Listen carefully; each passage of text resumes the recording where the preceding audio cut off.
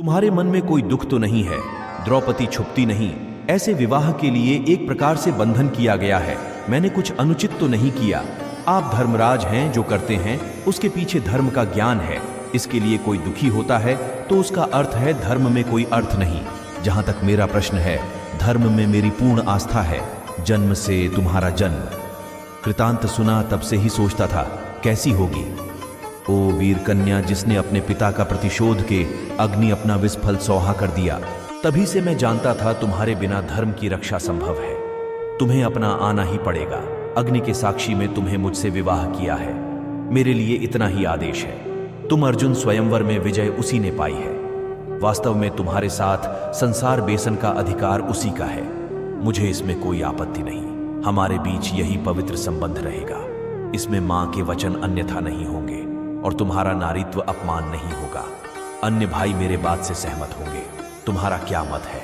आप धर्मराज कहलाकर पूजा पात्र कहे लाएंगे और मैं सारा जीवन अस्य में बिताकर पाप अपरिचित करती रहूंगी।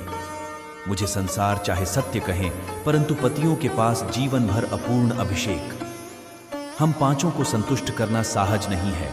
5 प्रकार की रुचियां और 25 प्रवृत्तियां हैं। अब मुझे प्रिय है, उन्हें प्रिय ना हो। मैं तुम्हें जैसा दिखने चाहूं दूसरे दिन देखना ना चाहे।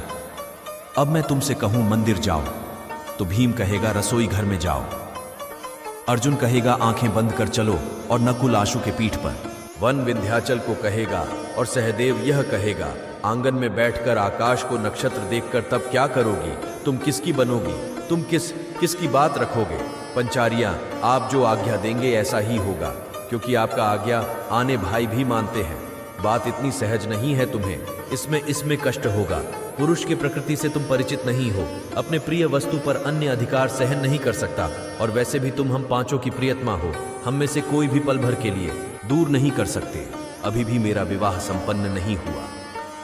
प्रभातपुर मंगल स्नान करके पवित्र देवी के सामने मुझे बैठना, अग्नि को साक्षी रखकर भौतिक राशि के सामने पतिव्रता का योग्यता किसी कुमारी कन्या में होती है। यह आप जानते हैं। जीवन के प्रथम परीक्षा में सहज योग्य हो गई हो। यज्ञसेन, तुम्हारी सत्यनिष्ठा आत्म संयम है मेरी कामना। परंतु प्रश्न फिर भी शेष है। सुंदर रात्रि कैसे कटेगी? आप विश्राम करें।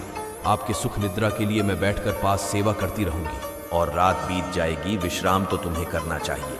तुम थक गई हो, मेरी चिंता मत करो। मैं यहाँ बैठक खेलता रहूं। खेलते रहेंगे क्या? घृत कीड़ा किसके साथ अकेले अकेले? हाँ, सब खेलते हैं। सबसे मेरा अर्थ है तुम और मैं, पृथ्वी के सारे नर नारी गीत पतंग। वैसे हम स्वयं नहीं खेल सकते। हमें कोई निर्देश देता है, हमसे कोई पांसा। एक बात है और हम खेलते हैं, और हम स्वयं किसी के पास हैं। पांचाली, किंतु कोई अकेले कैसे खेल सकता है? मुझे खेलना पड़ता है। यही मेरी दुर्बलता है पांचाली। मेरी हर आकांक्षा मेरे बस में है। परंतु तुम मेरी चिंता मत करो। तुम विश्राम करो। शुभारंभ प्रभात होने से पूर्व मैं तुम्हें जगा दूंगा। कहाँ मैं सो नहीं पाऊंगा। तुम्हें पाने का आनंद मुझे सोने नहीं देगा। आप अकेले क्यों जागेंगे? मैं भी आपके साथ जागूंगी। आज के बाद आप अकेले नहीं खेलेंगे। मैं भी आपके साथ खेलूंगी। आशा है कि मेरा पुत्र प्रिया लगा होगा। साक्षात धर्म है उनको।